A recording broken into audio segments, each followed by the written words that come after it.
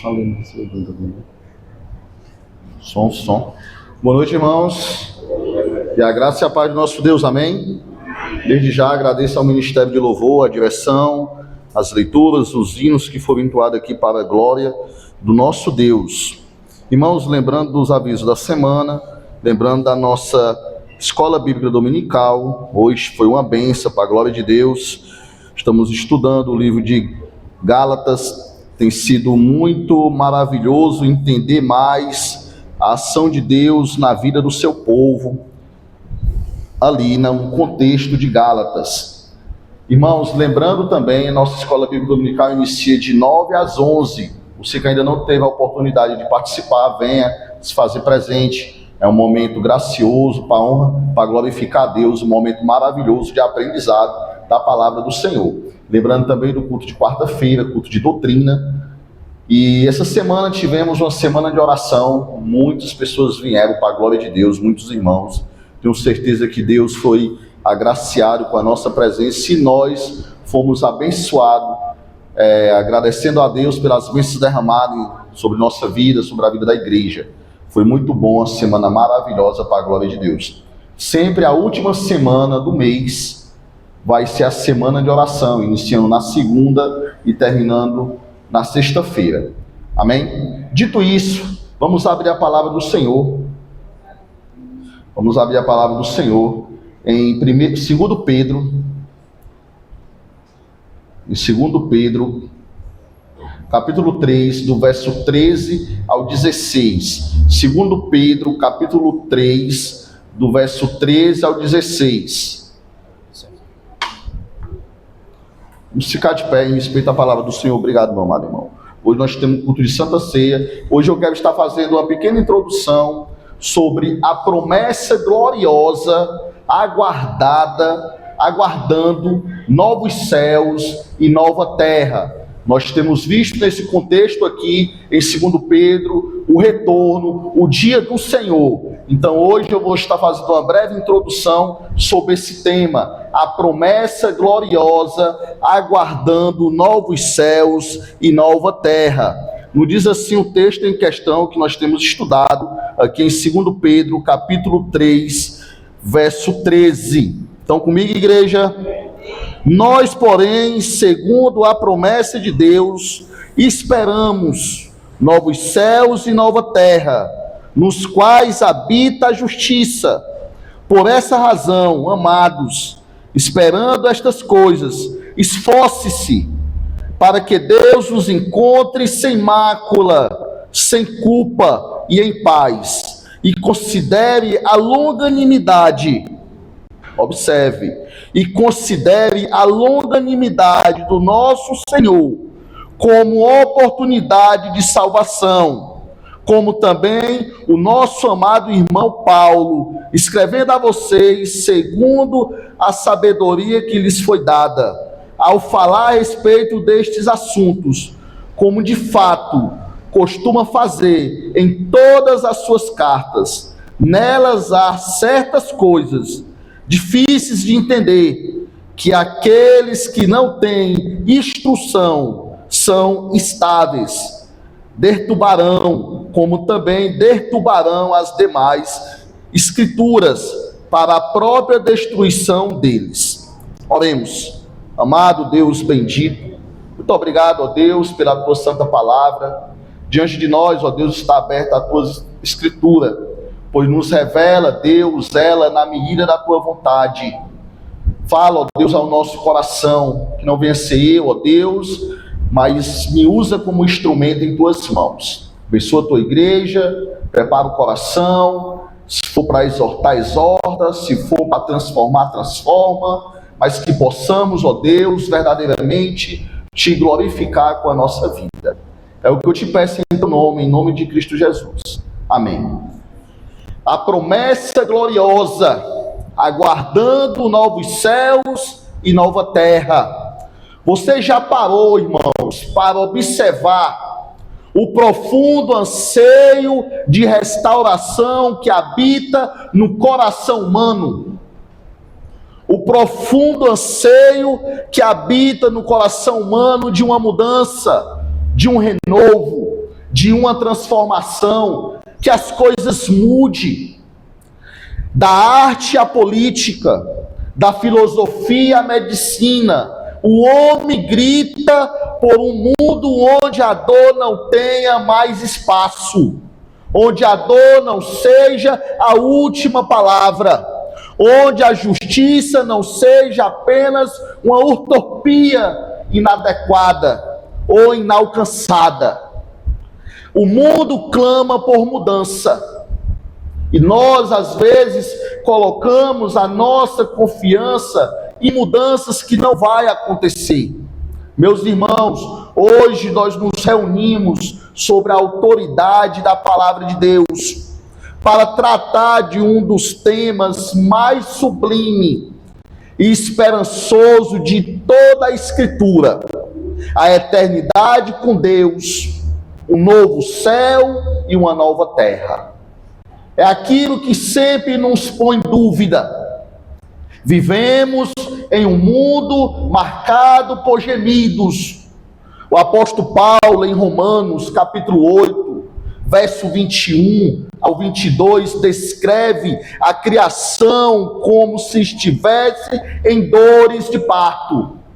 Nos diz assim: na esperança de que a própria criação será libertada do cativeiro, da corrupção, para a liberdade da glória dos filhos de Deus, porque sabemos que toda a criação, a um só tempo, geme e suporta angústia até agora. A terra geme, só que um gemido de dor, não um gemido de esperança, só que um gemido de dor, não um gemido de estar ansioso pelo retorno do Senhor. Um gemido de medo por não ter uma vida limpa diante de Deus, mas não um gemido que almeja o retorno do nosso Deus. Mas para onde essas dores nos levam? O apóstolo Pedro, escrevendo sua segunda carta em um contexto de perseguição, como nós temos estudado, a iminente aflição que ele estava passando, a infiltração de falsos mestres, levaram ele a olhar, um olhar pleno da igreja, um olhar para com que a igreja se orientasse, e a igreja olhasse para o horizonte visível, que a igreja clamasse pelo retorno do Senhor. Ele não nos oferece um escapismo raso, barato, mas uma esperança fundamentada na fidelidade daqueles que ele prometeu, daqueles que ele lançou a promessa do seu retorno. O texto aqui de 2 Pedro, capítulo 3, o verso 13 em questão, é o ápice de sua argumentação escatológica. Após descrever a dissolução, como nós vimos no decorrer desses domingos passados, do presente estado das coisas que serão destruídas pelo fogo purificador, Pedro nos apresenta o mais de Deus. Digamos assim, o mais de Deus. Observe, mas nós, no verso 13, segundo a sua promessa, a promessa de Deus, esperamos novos céus e nova terra, nos quais habita a justiça. Pedro falou de tudo que iria acontecer, da destruição, da dissolução, que tudo, o cosmos seria destruído, o universo, o mundo seria destruído, mas ele não passa para a sua igreja, que estamos aguardando essa destruição. Não.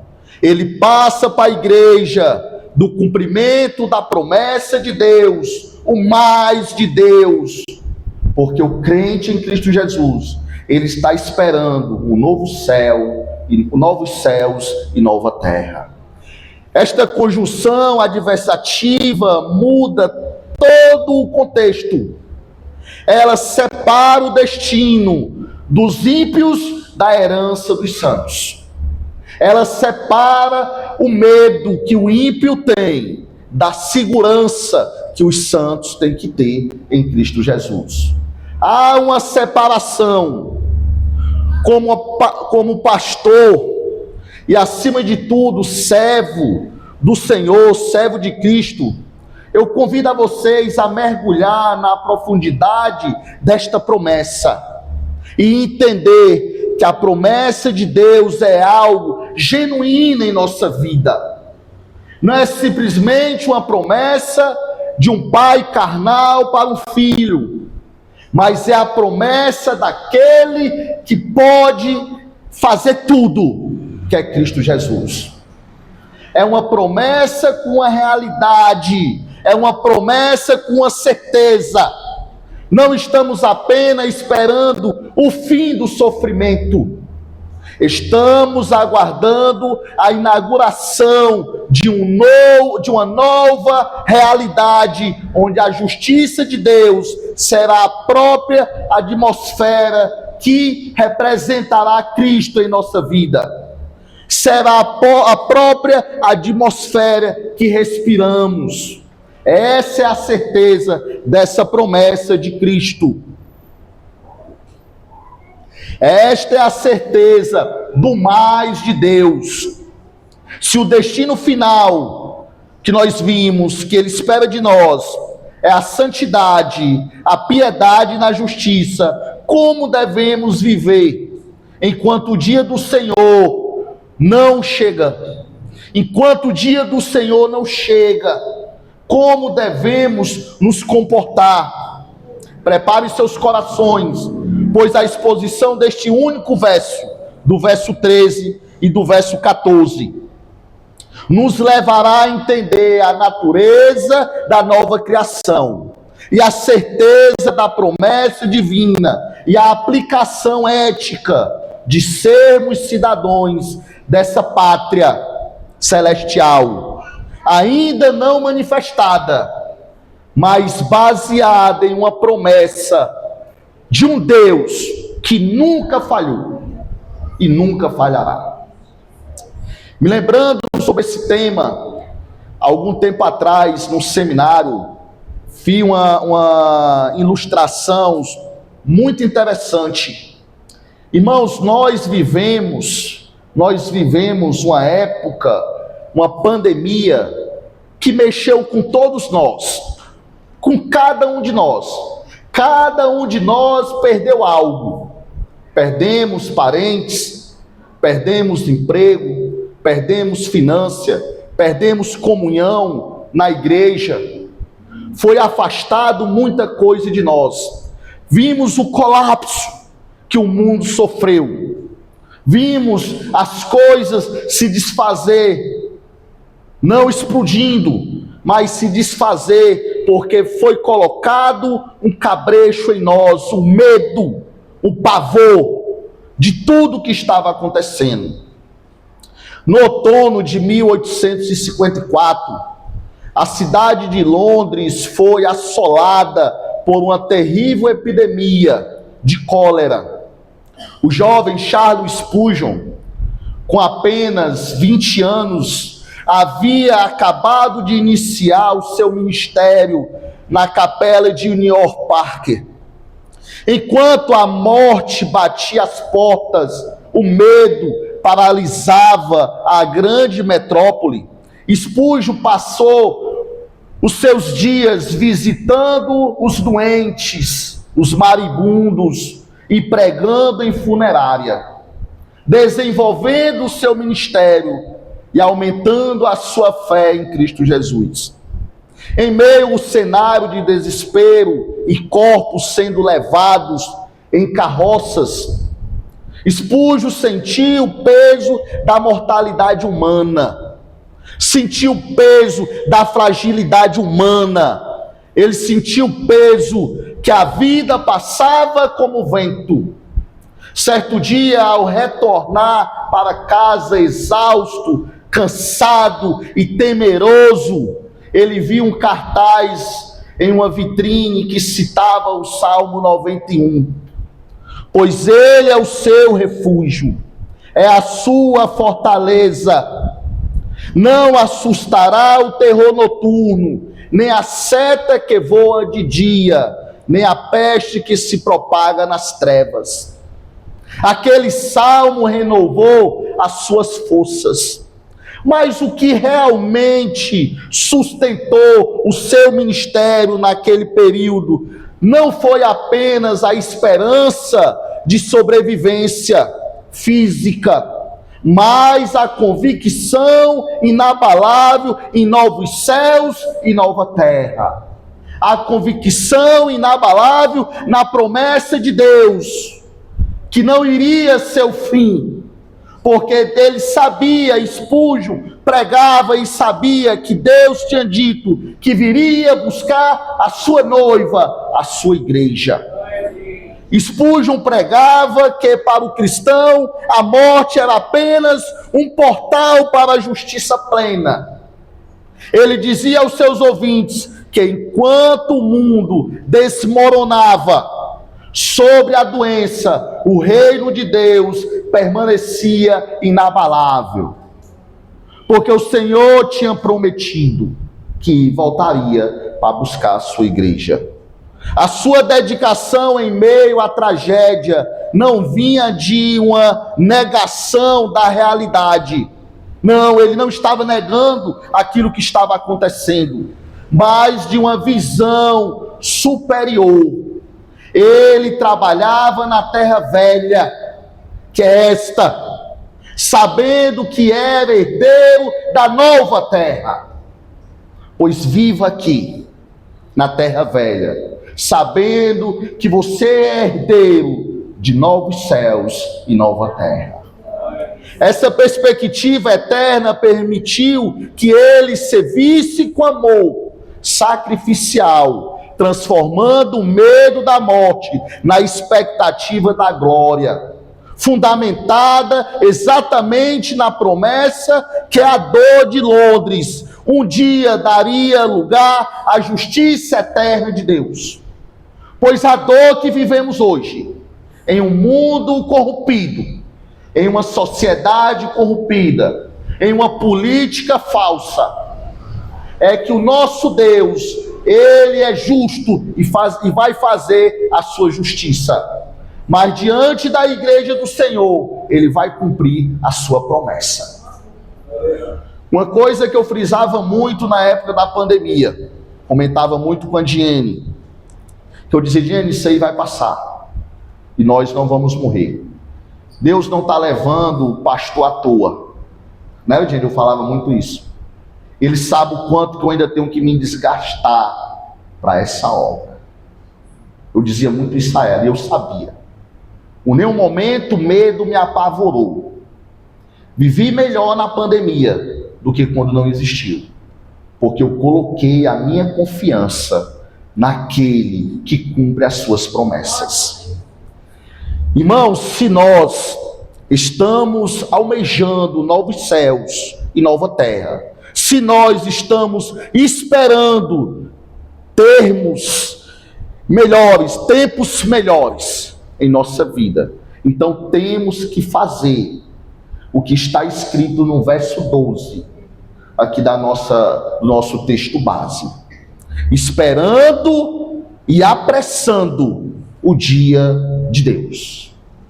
Esperando e apressando o dia de Deus. Então, de que maneira podemos, como crentes em Cristo Jesus, apressar a vinda do dia de Deus? Podemos orar. Interessante que acabamos de sair de uma semana de oração. Orarmos como Jesus nos ensinou lá em Mateus 6,10. Venha o teu reino. Venha o teu reino.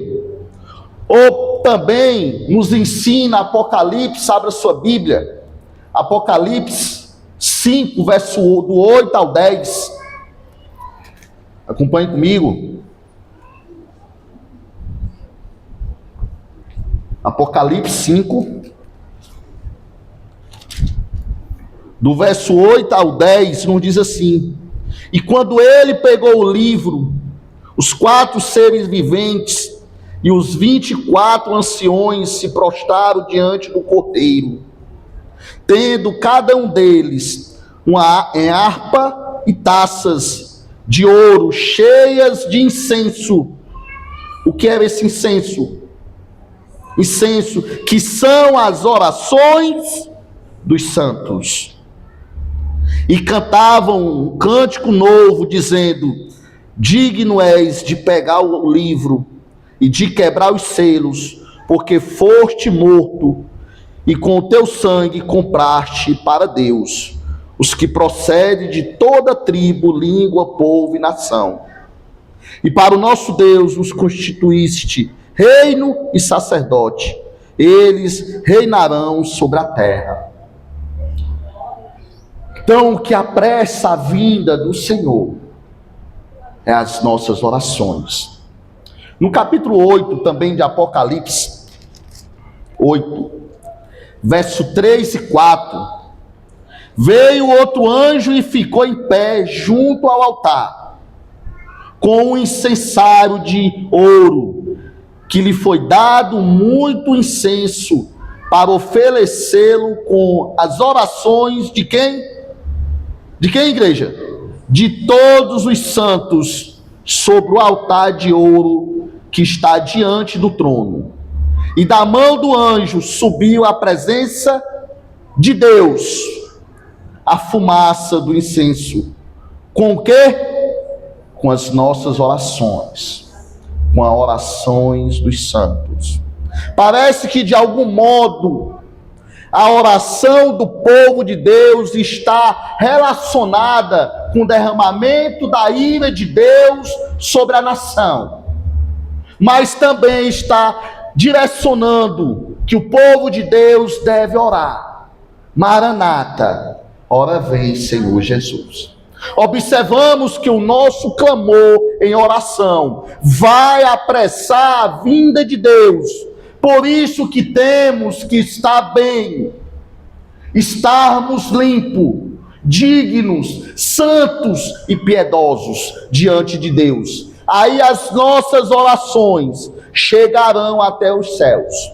As nossas dores passarão, porque o Senhor voltará apressadamente para buscar a sua noiva, a sua igreja. Agora, tem um detalhe: a oração de quem vai chegar no altar do Senhor? Dos santos, daquele que tem uma vida limpa, em paz, santa, diante de Deus. Se o trabalho de Deus hoje é chamar um povo para o seu nome, e o trabalho que Ele nos deu é pregar o Evangelho a todas as nações, como está escrito em Mateus 28, do verso 18 ao 20, Jesus, se aproximando, falou dizendo que toda autoridade foi dada no céu e na terra. Portanto, vão e façam discípulos de todas as nações, batizando-os em nome do Pai, do Filho e do Espírito Santo, ensinando-os a guardar todas as coisas que tenho ordenado a vocês. E eis que eu estou com vocês em todos os dias, até o fim dos tempos. Irmãos, aqui em Atos também nos convida, em Mateus, em Atos também nos convida a este princípio, a entender que através das nossas orações e através da manifestação da ação da pregação do Senhor, transformando vidas, trabalhando corações, o Evangelho sendo pregado, estamos fazendo o nosso trabalho que o Senhor determinou. Estamos apressando o seu retorno, a sua volta. Em Atos 15, verso 13, nessa ocasião, estava tendo um debate, porque muitos gentios estavam aceitando a Jesus Cristo, se convertendo ao cristianismo. E alguns alguns apóstolos, algumas pessoas, alguns servos, tinha falado que era necessário com que eles se circuncidassem, para poder estar limpo diante de Deus. Então aqui Paulo e Barnabé trouxeram o assunto para os demais apóstolos. Então aqui no verso 13, Tiago, tomando a fala de Paulo e tomando a fala de Pedro, diz assim: depois que eles terminaram, Tiago tomou a palavra e disse: irmãos, ouçam o que tenho a dizer. Simão, Pedro, acaba de relatar como, primeiramente, Deus o visitou os gentios, a fim de constituir entre eles um povo para o seu nome. Com isso concordam as palavras dos profetas, como está escrito: depois disso, voltarei e reedificarei o tabernáculo caído de Davi, e reedificarei as suas ruínas, e restaurarei. Aqui, deixando bem claro que quando o evangelho é pregado e a pessoa aceita a Cristo, mais pessoas aceitando a Cristo, mais rápido o nosso Senhor vai voltar. Então nós vimos que o quanto antes esse trabalho for completo, mais cedo o Senhor voltará. Então acorda, o povo que dorme. Acorda, ó igreja. Existem mistérios que a mente não é capaz de compreender plenamente, nem explicar, mas a lição básica é clara. Mesmo que Deus determina, o mesmo Deus que determina o fim, também determina os meios que nós fazemos parte desse meio para apressar o retorno de Deus. Se tu estás cansado de uma sociedade mentirosa, de políticos que não cumprem nada do que promete, então coloca a tua fé nas promessas de Deus e se empenha a pregar o evangelho, a falar desse amor, a anunciar o retorno do nosso Senhor, que tu vai estar apressando a vinda de Deus. Com esse pensamento eu quero estar fazendo uma única aplicação nesta introdução desse tema, aguardando novos céus e nova terra. Em 2 Pedro, no verso 13 e 14, está escrito: nós, porém, segundo a promessa de Deus, esperamos novos céus e nova terra, nos quais habita a justiça. Aí no verso 14: por essa razão, amados, esperando estas coisas, esforça-se.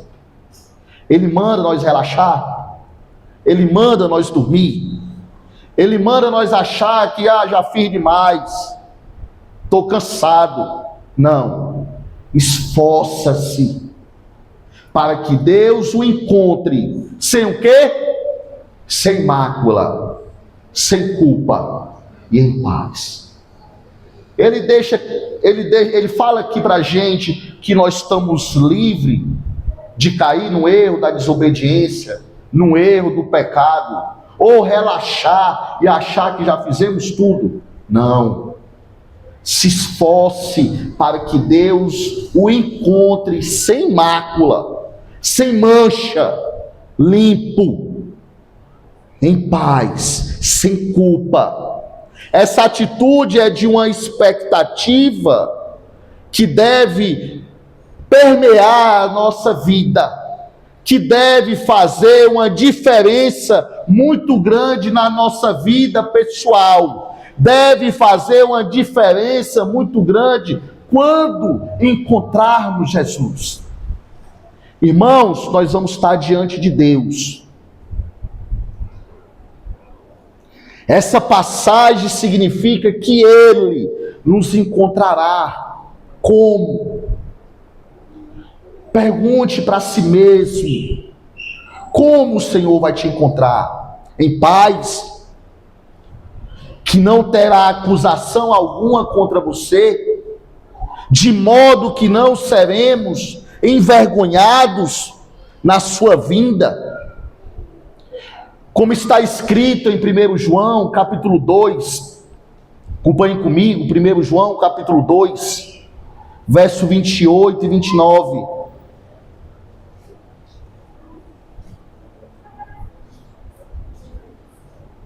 Estão comigo, igreja?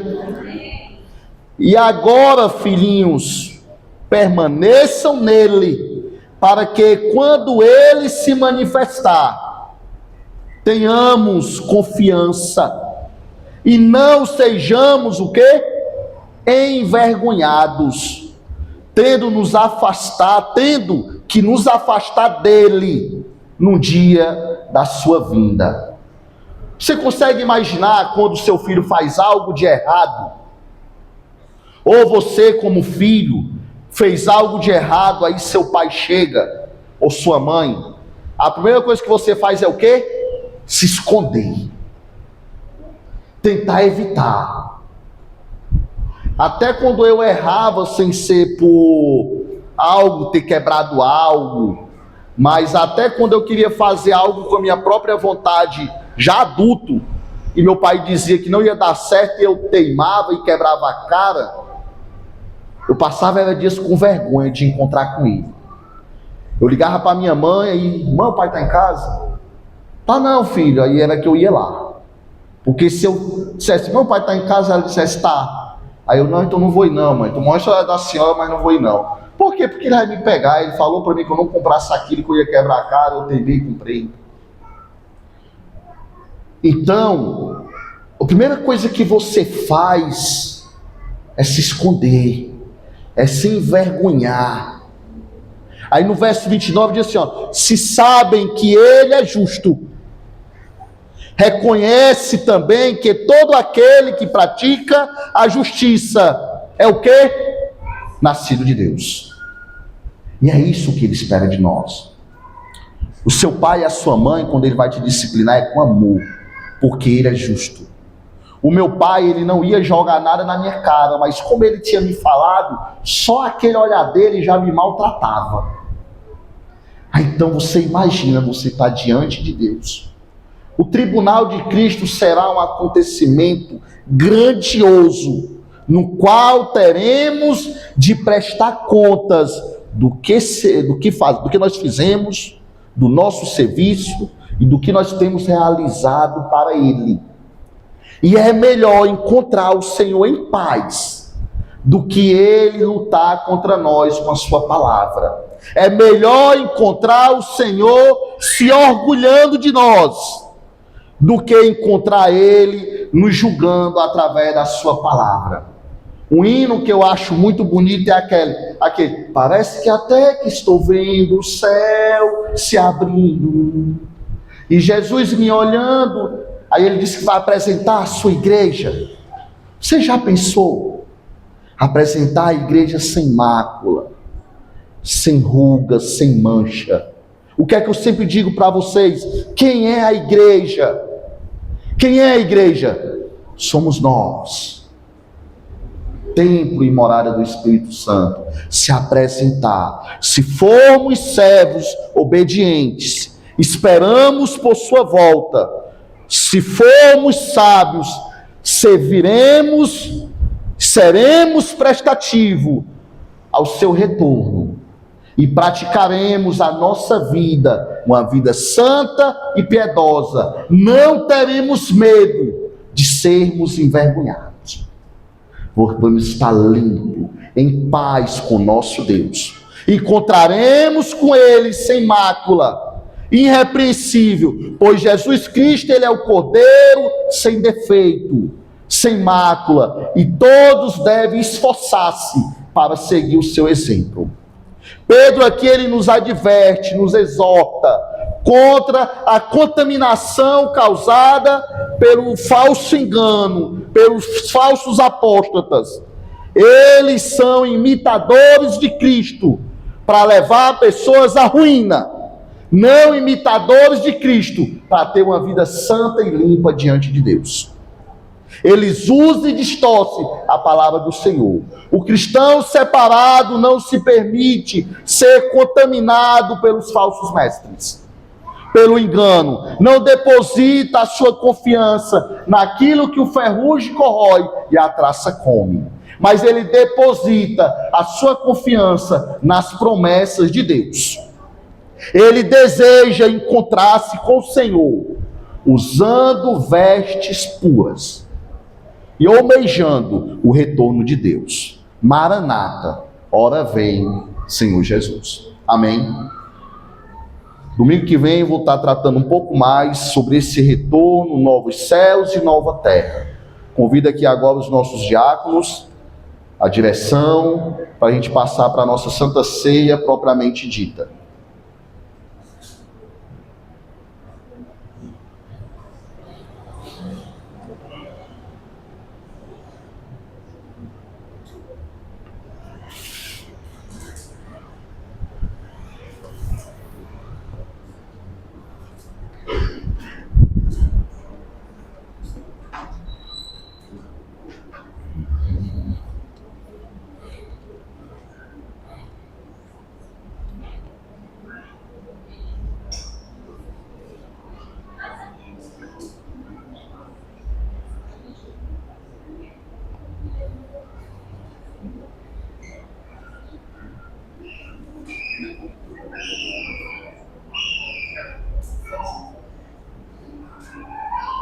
Abra sua Bíblia em 1 Coríntios, capítulo 11.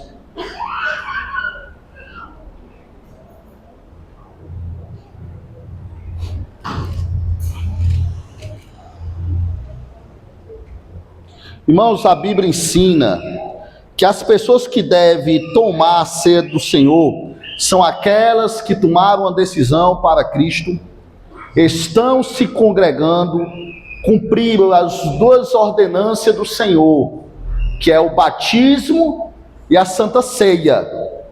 Essas são as duas ordenâncias de Deus. Então, esse é o segundo passo da ordenância. O primeiro é ter um encontro com Cristo e se batizar, e estar em comunhão com a igreja. E o segundo é a Santa Ceia do Senhor. Eu convido o nosso diácono irmão Bruno e o nosso diácono irmão Fernando para servir o pão, e o nosso diácono irmão Márcio para estar orando pelo pão.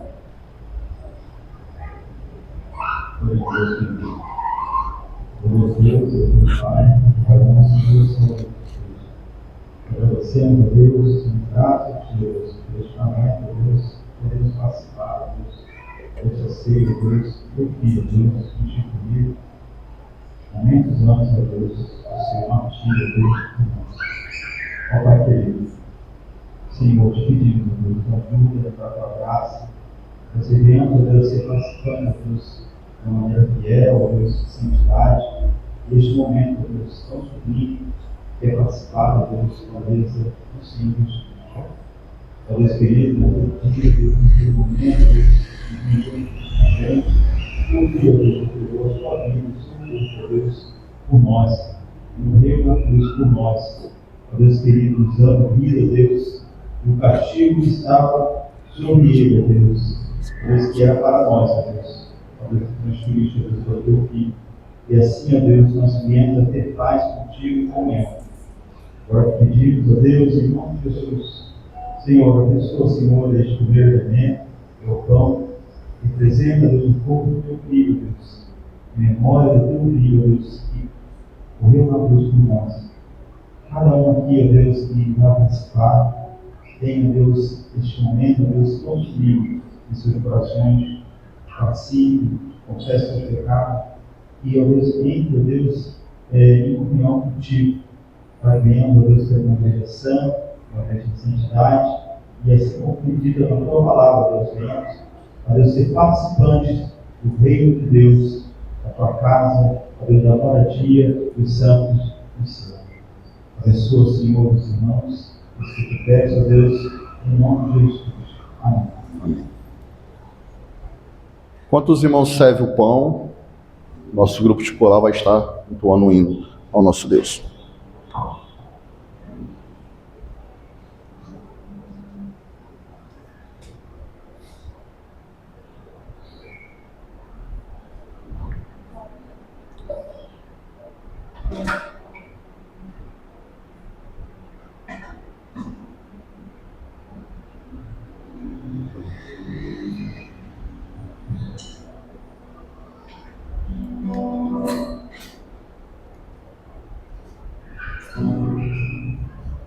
Pão da vida, pão dos céus, pão de Deus é meu Jesus.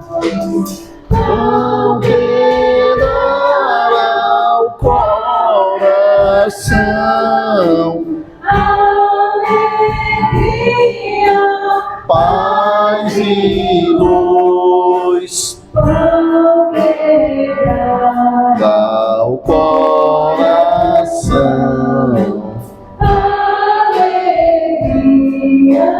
paz e luz, em Jesus. abençoar Deixe-me de ti, Senhor, pois almejo te servir e te honrar, meu Salvador, pois almejo te servir e te honrar, meu Salvador.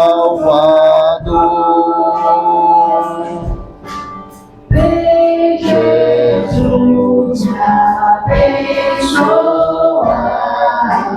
deixe-me de ti, Senhor, pois almejo te servir E te honrar, meu Salvador.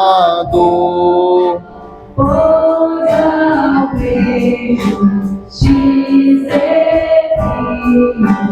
e te honrar, Meu Salvador.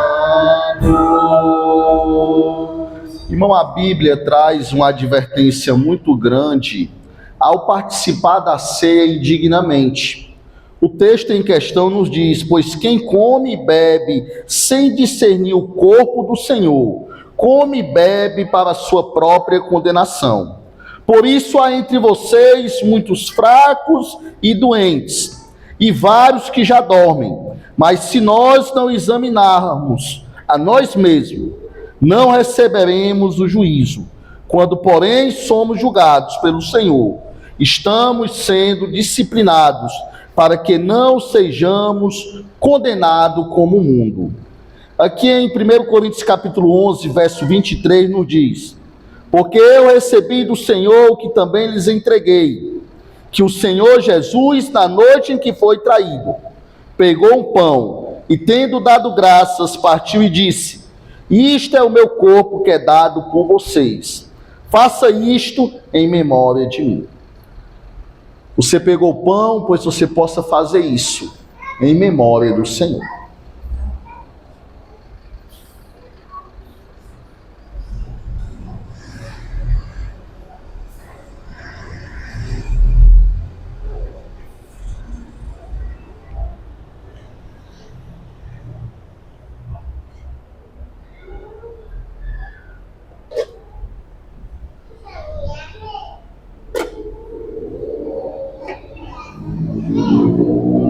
Convido agora o nosso diácono irmão Márcio e nosso diácono irmão Fernando para estar servindo o cálice, enquanto convido o nosso diácono irmão Tiago para estar orando pelo cálice, pelo vinho. Todo mundo faz amém? Amém. Oremos. Senhor Deus, meu Pai, muito obrigado, Senhor. Nós estamos aqui, Senhor, apresentando esse elemento do vinho, Pai, a favor presente do teu sangue, Senhor, que derramado na cruz do Calvário, Pai, para a remissão dos nossos pecados, Senhor Jesus. Nós vemos, Senhor, sobre a bênção das nossas vidas, Pai, sobre a bênção deste elemento do vinho, Senhor Jesus. Abençoa cada irmão, Senhor, que vai participar, Pai. Tenha o desejo, Senhor, o prazer de cada vez mais, Senhor, estar, Senhor, celebrando, Senhor, este momento, Pai, qual é tão importante, Pai, para a nossa vida, Pai, a qual mostra a nossa salvação aqui também, Senhor Jesus. É isso que eu te peço, em nome de Jesus, abençoa, Pai. Amém. Amém. Outro grupo de louvor louva, os irmãos vão entregar o cálice.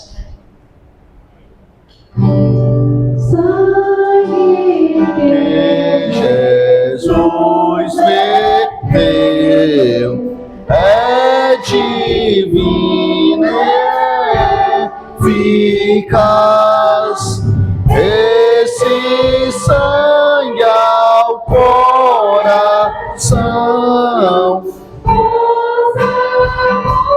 e vida traz, esse sangue ao coração, amor e vida traz. Vem Jesus abençoar,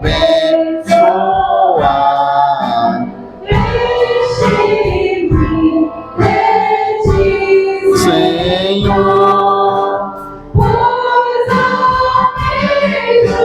te servir e te honrar, meu Salvador, pois ao beijo te servir e te honrar, meu Salvador.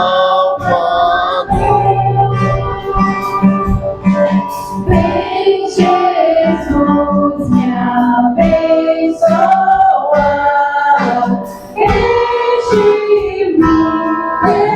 enche-me, Senhor, pois ao beijo te servir e te honrar, meu Salvador, pois ao beijo te servir e te honrar, meu Salvador. Todos que pegaram o pão, pegaram o cálice?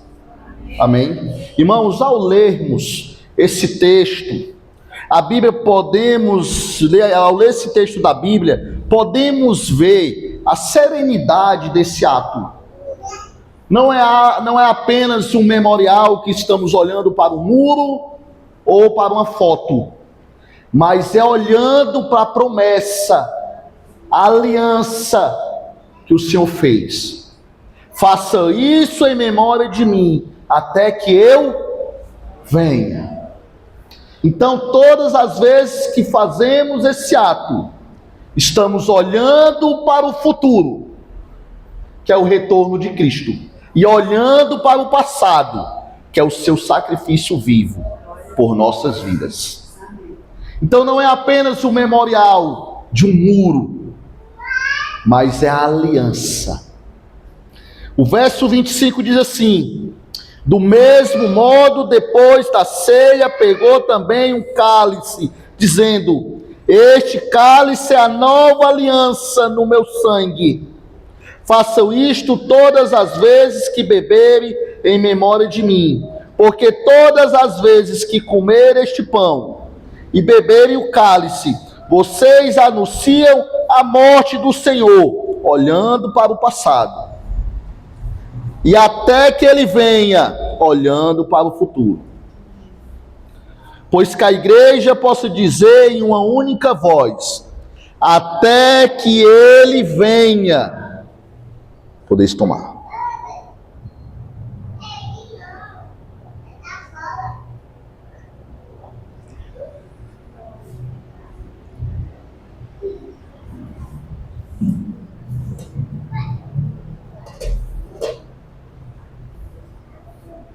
Enquanto o diácono irmão Bruno e o diácono irmão Márcio recolhe o cálice,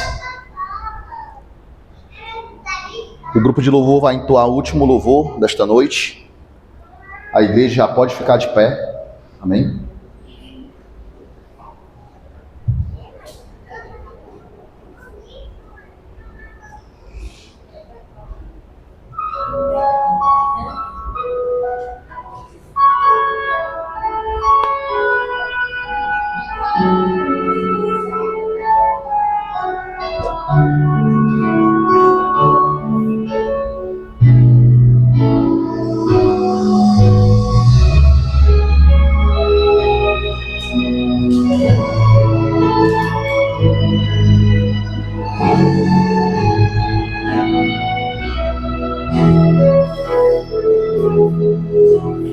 Pela multidão só ele tinha a cruz, a fim de perdoar o meu pecado. E eu não fui capaz de defender sua dor, sabendo que fez tudo por amor. Que mal terrível som esse Jesus levou, enorme diferença o mundo fez. Eu lembro seu olhar na minha direção, rogando ao Pai perdão para Jerusalém. Rogando ao Pai perdão para Jerusalém. Eu não quero errar outra vez, e apesar dos seus erros eu fez. A aliança que eu mesmo quebrei, meu pecado deixou lá na cruz, quando ressuscitou meu Jesus. Minha vida começou outra vez.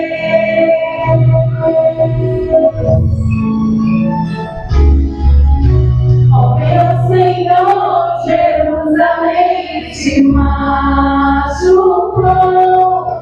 Senhor, mas eu também já te verei. Por vezes quis fingir, dizendo teu em mim, mas lá no fundo eu fui Jerusalém. Mas outra chance recebeu Jerusalém. Eu não quero errar outra vez, apesar dos meus erros refez. A aliança que eu mesmo quebrei, meu pecado deixou lá na cruz, quando ressuscitou meu Jesus. Minha vida começou outra vez. Jerusalém e eu não quero errar outra vez, apesar dos meus erros refez. Aliança que eu mesmo quebrei, meu pecado deixou lá na cruz, quando ressuscitou meu Jesus. Minha vida começou outra vez. Glória a Deus, Senhor. Aleluia.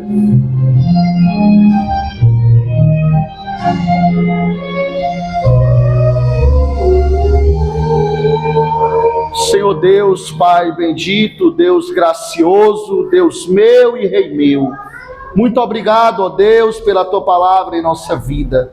Derrama, ó Deus, um bálsamo, ó Deus, sobre a Tua igreja. Recebe, ó Pai, a nossa adoração. Abençoa, ó Deus, cada família, cada irmão, ó Deus, aqui, Deus. Abençoa também aqueles que não puderam vir. Pai, restaura, ó Deus, a nosso voto contigo. Que possamos, ó Pai, ver, ó Pai, e enxergar, ó Deus, a tua promessa em nossa vida. E que nós possamos, ó Deus, como igreja, fazer parte, ó Deus, do teu retorno. E clamar, Maranata, ora vem, Senhor Jesus. E que a graça do nosso Deus, o amor do Pai e a comunhão do Espírito Santo esteja sobre cada um de vocês, hoje e sempre. E a igreja do Senhor diz: amém. Amém. Boa noite a todos, agradeço ao Ministério de Louvor e que Deus te dê uma semana gloriosa na presença dele.